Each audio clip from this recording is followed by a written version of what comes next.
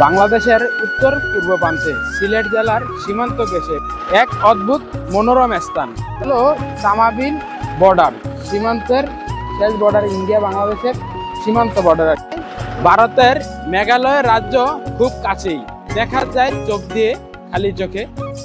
খুব সুন্দর, যেন হাত বাড়াইলেই মেঘালয়টা ছুঁয়ে ধরা যাবে, এতটা কাছে মনে হচ্ছে। একবারে বর্ডারে এখন আমরা আছি। তামাবিলে দাঁড়িয়ে আপনি দেখতে পাবেন বাংলাদেশের সবুজ প্রকৃতি এবং অন্য পাশে দেখতে পারবেন ভারতের পাহাড়ি সৌন্দর্য।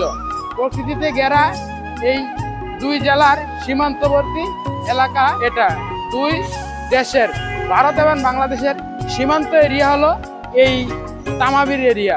এখান থেকেই দেখা যায় দুই দেশের সৌন্দর্য, যেমন পাহাড়ি সৌন্দর্য তেমন আমাদের বাংলাদেশের সিলেটের সবুজ সৌন্দর্য। ধন্যবাদ আপনাদের সবাইকে।